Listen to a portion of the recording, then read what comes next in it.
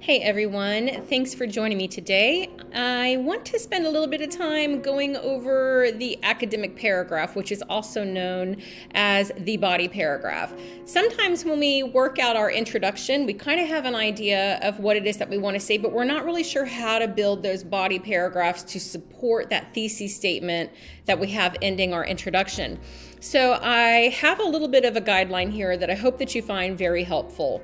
When I'm writing an academic paragraph, when I'm doing those body paragraphs, I try to make sure that I'm touching on a few things. The first thing that I'm always going to do is I'm going to start off by making a claim. Some of you guys might have heard that this is a topic sentence, what you're going to be writing about. I like to call them claims because most of the time what we're doing when we're writing is we are either trying to persuade something or we're trying to define something to make something better understood or known. And most of the writing that we're going to be doing in our English composition course is going to gear towards more of that scholarly, argumentative style paper. So I want to show you how we can make those body paragraphs do those. So you're going to make a claim. Now I take those claims from my thesis statement. So if you've watched my other video on how to write an introductory paragraph, you're going to see I end with a thesis statement. And that is that one sentence argument that kind of summarizes what my entire paper is going to be about, and my roadmap. And the roadmap are those three reasons, at least three reasons, that I'm going to put in there to support my overall argument. I'm going to prove this particular argument by these examples, or for these, from these three reasons. So when I get into that body paragraph, I want to make sure that I'm organizing my paper by pulling off that first claim. And I'm going to take the first reason that I have in my thesis statement, and I'm going to build this paragraph around that one particular reason. Now, a good rule to kind of keep in mind is a new example or a new reason needs a new paragraph. So this is how I design mine. I make a claim, and then I define my terms. I define what I mean. And the reason I think this is so important is because, sometimes we take for granted what our argument is. We could make a claim that, hey, this is a blockbuster film. But there's actually some really good definitions on what actually is a blockbuster and what is not a blockbuster. So I would want to be careful to define what I meant by the term blockbuster. The same thing can happen when you're talking about something like conservative, liberal, feminist. Everybody has a different definition of what that means. And as a scholar, I don't like to let anybody define my terms for me. So I try to make sure that I'm defining what I mean by my term. Or another thing I might do is I might make a concession. For example, if I'm talking about social media, maybe I'm going to talk about the reasons I don't use it outside of YouTube for classes. But I might want to make a concession and saying, while social media has wonderful ways of connecting the population at large, then I'm going to kind of get into, maybe my side of the argument a little bit more. It has more detrimental effects to mental health and, whatever it is that my major claim is going to be on. So you can either define your term in that second sentence, provide a little bit of background information there. If I'm writing on an author in a literature class, this might be where I begin to introduce that author and the piece of work that I'm looking at. So maybe I'm going to make a claim that The Raven is an example of, romantic literature. So I could introduce the topic of romantic literature and define that, or maybe I want to segue over a little bit more to Edgar Allan Poe, and this is where I might want to start introducing Edgar Allan Poe wrote The Raven in such and such a time, right? And then you want to start moving over a little bit to start proving your claim. So I've defined what I want to look for in my claim, but now I need to prove my claim, and this way is best done by providing textual evidence. You're going to see as we start working in rhetoric that I think that the best arguments are those that are supported.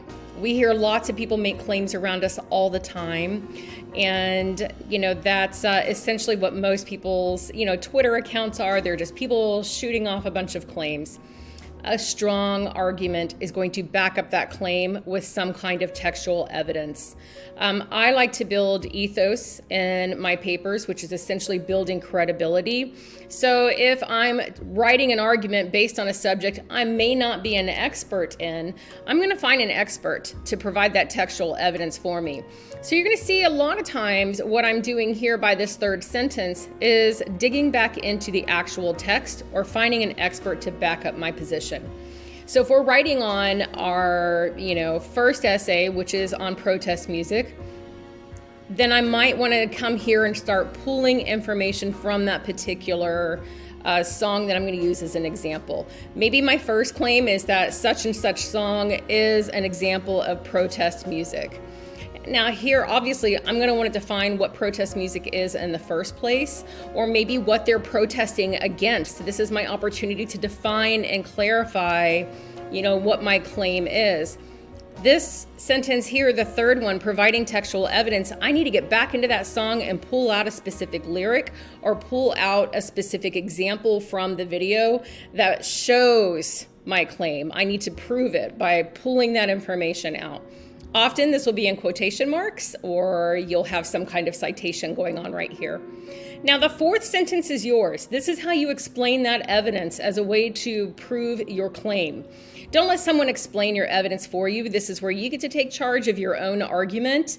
And, let me know how that song is, how this particular lyric is a protest song or what it's protesting against in your own terms. You can do the same kind of thing here if you're talking about a film. What makes this, such a great film? Well, explain it right here. And the final thing that I'm going to do in that paragraph is I'm either going to conclude it if this is the last sentence, or if I'm only writing a short reflection on something, I'm going to give some kind of conclusion to tie back to my main claim or idea, or I'm going to leave someone a little something to think about. Or I'm going to set up, if this is just the beginning of my paper here, I'm only on that first or second body paragraph, well, I want to transition over to my next example. So I'm going to use that last sentence to kind of transition over. Sometimes I see people will use a quote here on the very last sentence, but I don't think that's a really smart idea. And the reason why is because you don't want to let somebody else have the final say on your argument. This is where you make your claim. Give them some space in the middle to build your ethos, but then take over your paper and your own argument, and you conclude your paragraph. So I have a little example here of just an academic paragraph I wrote, and I've highlighted where I'm putting this information to work here. So you can see I actually have two sections here where I'm using a little bit of information to provide textual evidence, but I'm making a claim with the first one. Modern students must understand the basics of rhetoric. This is my claim.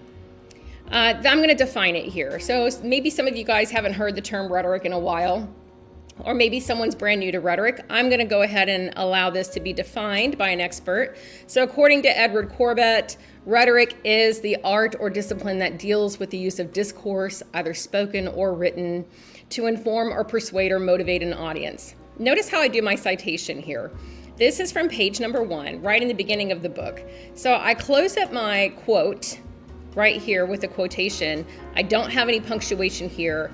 I have only the page number in my citation because I have his name here. So since I've given him, credit right up here, I don't need to do it again at the end. I just need to put the page number that I'm citing from, and then I'm going to close that sentence up with my punctuation there right at the end. Next, I'm going to provide my textual evidence. So I start setting up by giving an example that maybe isn't from another person here. I want to set up an example using social media and how it inundates everybody with some kind of information every day, usually some way to persuade their viewers. And I'm going to say that either through verbal or visual manipulation, people are led to believe fake news, propaganda, and biased news stories. And here is where I want to back that transition up. So I'm giving an example of social media, but I want to come in and find an expert. Remember, I'm building that credibility, that ethos up myself. And so, in fact, according to NBC News, more than 7 million posts on fake news was removed from Facebook in 2020.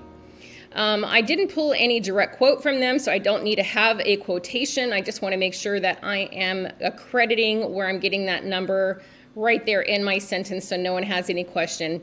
Obviously, if I build a works cited, I will go ahead and pull the website there, but that's for another video.